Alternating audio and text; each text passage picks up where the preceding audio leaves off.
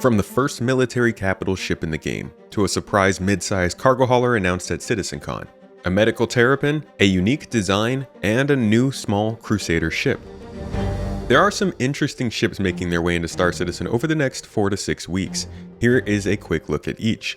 And if you'd like to know more about feature releases, stability improvements, and gameplay development, check out the rest of this channel for more Star Citizen coverage. I'll drop a video or two down below in the relevant links to get you started. For the ship lovers here today though, thank you for coming to my Tomato Talk.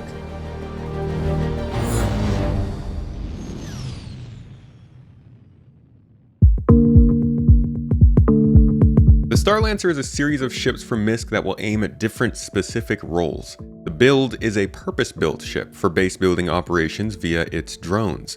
This will likely be the ship that introduces the gameplay mechanic at its intended size. Then there is the TAC, a more combat-focused version of the ship. It's equipped with a medbay, jump seats, and 2 man-size 5 turrets, giving it those AC-130 vibes. The MAX is what we will be seeing released later this month at IAE.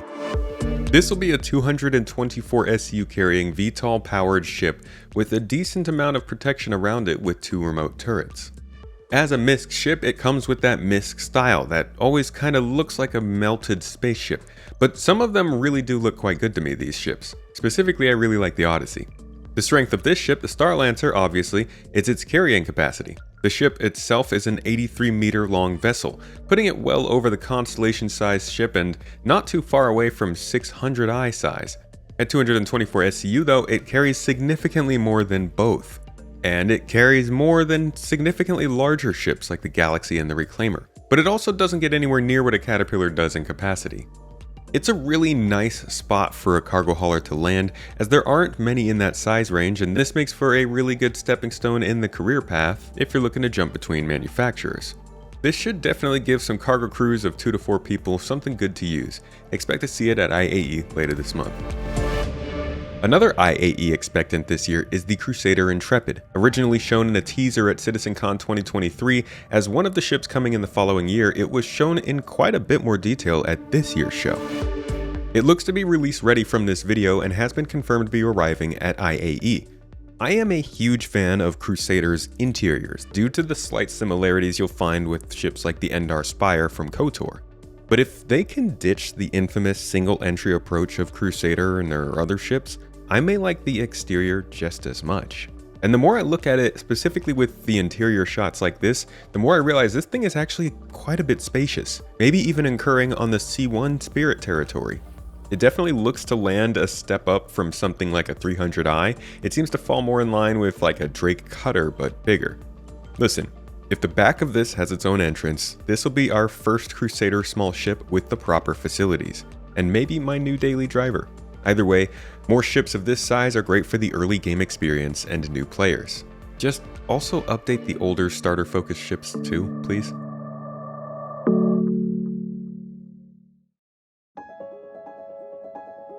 Oh man, how long have we been waiting for this? After beautiful renderings, great poetry, and wish lists aplenty featured what we would hope for someday to be the Medical Terrapin, it looks like CIG might actually be doing it.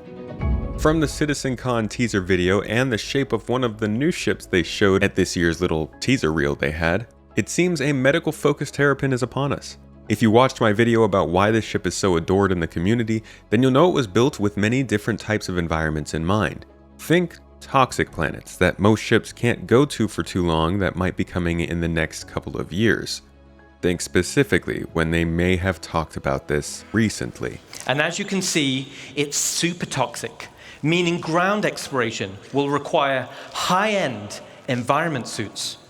Or how about battle zones, where the medic is almost certain to get shot at?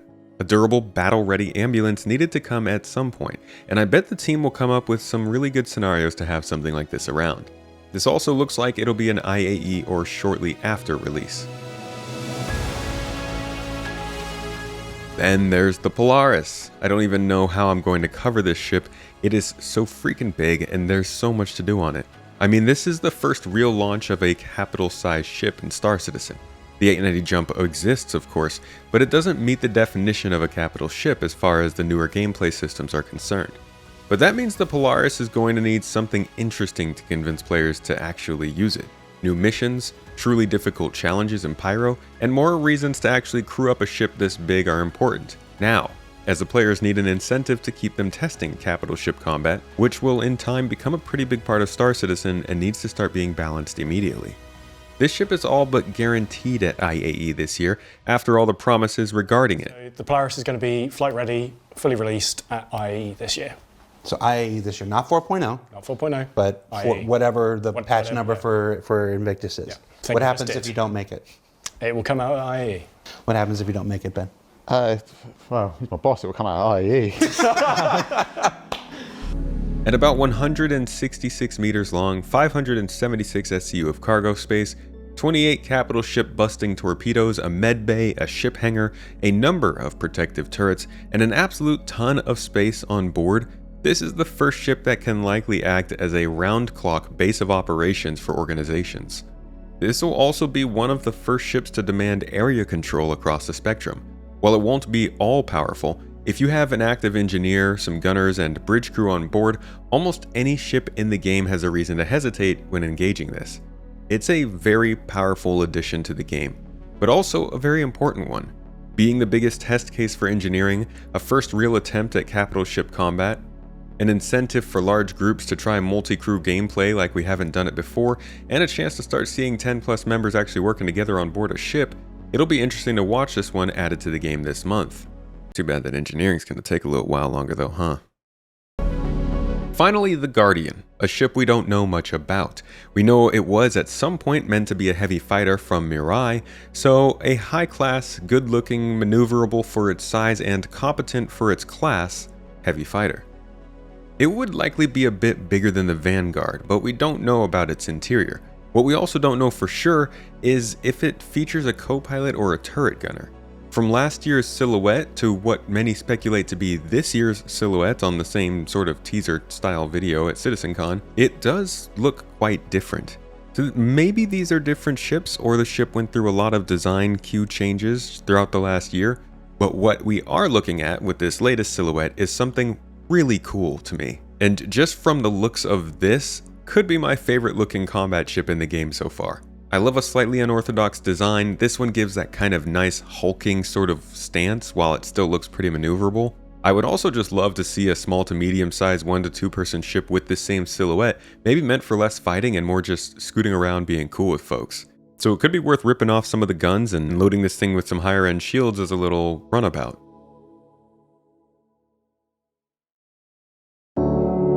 Oh, I almost published this without including our lovely Hornet Tracker and Hornet Ghost getting their Mark II equivalents, which is 2 more ships out of the backlog, luckily, but considering both scanning and stealth gameplay are relatively underdeveloped, these ships aren't incredibly consequential to most players. These are the next ships we expect to see released to the game. They all look like they should come within the next month, give or take a couple of weeks, so we'll see if they all deliver into the game itself in that time. And from the selection we're looking at here, CIG is in for a lot of hype and sales, I think. These are a good range of ships in the lower to medium tier crew sizes, and with a lot of general purpose capabilities in this group, they'll appeal to a wide variety of people. I will of course be looking at each to see how it actually fits into the game when the time comes, and I do believe we're also due for a concept ship or possibly 2 at this IAE as well. There are also plenty of mystery ships and not so mystery ships that are due to be worked on in the next year, including the Ironclad, Pioneer, the Perseus, and this awesome looking what I assume to be Drake ship, and it looks like a pretty big Drake ship too. The ship team is always working on something, and now that they've spent the better part of the last year supporting changes over like engineering, maybe we can expect to see increased development in ships that we've been waiting for, specifically that backlog, which isn't going to eat itself. But unfortunately, if you missed my last video, engineering has itself been delayed a little bit, so even the ship team maybe didn't have enough time to get everything done on that too. Anyways, if you enjoy these videos looking at ships in Star Citizen, consider subscribing here for more. I usually stick to feature development and news, but I'm going to be starting a new series covering ships more closely, and of course we're always touching on them when we go over monthly reports on the live streams here on the channel. If you're looking for even more detail, longer talks, podcasts, and deep dives into game dev, check out my second channel, Space Tomato 2 as well. But thanks for watching this video all the way till the end. I hope you learned something new in this one, and I'll catch you in the next.